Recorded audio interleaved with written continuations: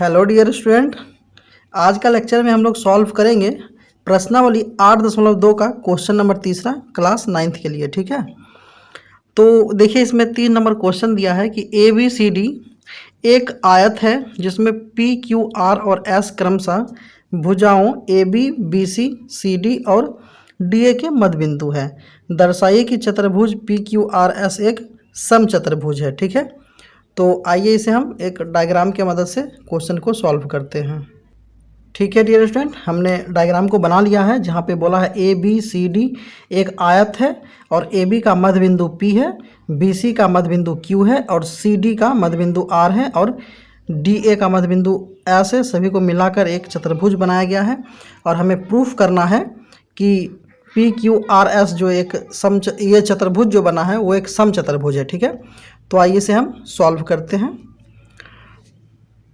देखिए हमें इसमें ज्ञात है, क्या ज्ञात है डियर स्टूडेंट?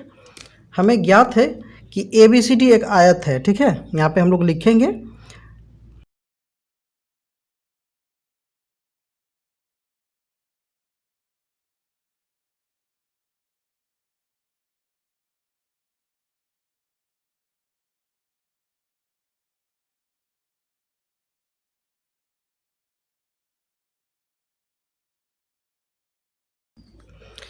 ठीक है डियर स्टूडेंट, हमने लिखा है कि ए बी सी डी एक आयत है और पी क्यू आर एस जो है क्रमशः A B B C D और ए डी के मध्य बिंदु हैं। तो सिद्ध करना है पी क्यू आर एस एक समचतुर्भुज है। ठीक है, अब हम लोग जो है एक रचना करेंगे। ठीक है, इसमें रचना में क्या करना है? रचना करना है हमें ए सी और बी डी को मिलाना है, बी डी को मिलाना है। ठीक है, मिलाएं। ठीक है, तो यहाँ से देखिए ए को सी से मिला चुके हैं और बी को यहाँ डी है, डी से मिला दिए। ठीक है, ये हमने डायग्राम में ऑलरेडी बना लिया है, ये डॉटेड लाइन से शो कर रहे हैं। अब यहाँ पे आप लोग देखिए, यहाँ पे हमें त्रिभुज का निर्माण हो रहा है। पहला है त्रिभुज ए बी सी, ठीक है, और दूसरा है ए डी सी। तो आइए यहाँ पे हम लोग एक त्रिभुज को लेते हैं ए बी सी। ठीक है, तो यहाँ पे देखिए त्रिभुज ए बी सी में क्या है? P, ये देखिए बिंदु P और Q। ठीक है, Q भुजाओं AB और BC का क्या है? BC का मध्य बिंदु है, BC का मध्य बिंदु है, मध्य बिंदु है। ठीक है डियर स्टूडेंट, तो यहाँ पे पी क्यू बराबर क्या हो जाएगा? पी क्यू बराबर होगा 1/2 AC, यानी कि हाफ ऑफ AC। ठीक है, और क्या हो जाएगा? और पी क्यू जो है समानांतर हो जाएगा AC का। ठीक है, ये फर्स्ट है। ये कैसे होगा? ये होगा मध्य बिंदु थ्योरम से। ठीक है, मध्य बिंदु परमेय। ठीक है, मध्य बिंदु परमेय के तहत ये होगा। देखिए यहाँ पे हम एक डायग्राम के मदद से दिखाते हैं। यहाँ पे देखिए, चूँकि यहाँ एक जो त्रिभुज बन रहा था ए बी सी, ठीक है, ये वाला त्रिभुज बन रहा था और P क्या था? ए बी का मध्य बिंदु था। BC क्या था? ये BC का मध्य बिंदु Q था। तो ये जो है मध्य बिंदु परमेय क्या बोलता है कि अगर किसी त्रिभुज का आधे से अगर कट करते हैं तो इसका लंबाई क्या होता है? तीसरी भुजा का आधा होता है, यानी कि यहाँ से पी क्यू बराबर क्या हो जाएगा? 1/2 AC, जो कि यही चीज़ को हमने यहाँ पे लिखा है। ठीक है, पी क्यू बराबर 1/2 AC, यानी कि ये जो पी क्यू का लंबाई है वो AC का आधा होगा। ठीक है, और दूसरा है कि पी क्यू AC का समानांतर भी होगा। ठीक है, ये मध्य बिंदु परमेय कहता है। ठीक है, तो यहाँ पे देख लीजिए सेम चीज़ लिख दिया है। अब आइए पुनः हम लोग एक दूसरा त्रिभुज ऊपर वाला जो है कंसीडर करेंगे। देखिए यहाँ पुनः त्रिभुज ए डी सी में, ठीक है, यहाँ का जो त्रिभुज है ये देखिए ऊपर वाला ए डी सी। ठीक है, इस त्रिभुज में भी सेम चीज़ है। इस त्रिभुज में क्या है?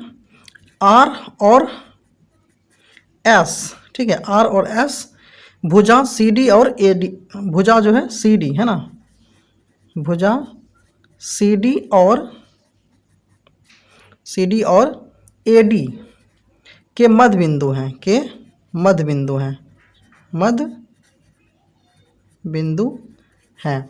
यहाँ पे आप लोग देख लीजिए, ये जो त्रिभुज है ए डी सी, इसमें एस जो है ए डी का मध्य बिंदु है और आर जो है सी डी का मध्य बिंदु है और ये इससे मिला रहा। तो इस प्रकार एस आर का लंबाई क्या हो जाएगा, फिर ए सी का आधा हो जाएगा। ठीक है, तो आइए उसी चीज़ को हम यहाँ लिखेंगे। तो इस बार क्या हो जाएगा, एस आर बराबर हो जाएगा 1/2 ए सी। ठीक है, और हमारा एस आर जो है वो समानांतर भी हो जाएगा ए सी का। ठीक है, ये 2 नंबर हो गया। इसमें भी हम लोग मध्य बिंदु प्रमेय लगाए हैं, मध्य बिंदु प्रमेय से। ठीक है, अब देखिए यहाँ फर्स्ट और सेकेंड को मिलाने पे क्या होगा। फर्स्ट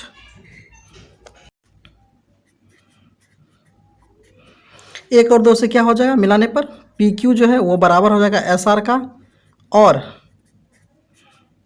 पी क्यू जो है वो समानांतर भी हो जाएगा एस आर का। ठीक है, यहाँ पे आप लोग देख लीजिए। ठीक है, क्या है कि फर्स्ट वाले में हमने क्या किया था, पी क्यू क्या था, ए सी का आधा था, एस आर भी था ए सी का आधा।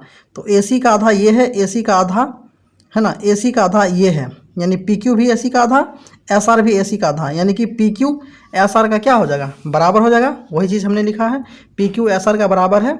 और चूंकि दोनों आमने सामने है, ठीक है, ये देखिए दोनों भुजा आमने सामने है, तो ये दोनों भुजा आपस में क्या हो जाएगा, समानांतर भी हो जाएगा। ठीक है, तो इसका आमने सामने का भुजा क्या है, समानांतर है और बराबर भी है। तो इस प्रकार ये क्या हो जाएगा, पी क्यू आर एस एक क्या हो जाएगा, एक समांतर चतुर्भुज हो जाएगा, है ना, समांतर चतुर्भुज है। ठीक है, तो इसी प्रकार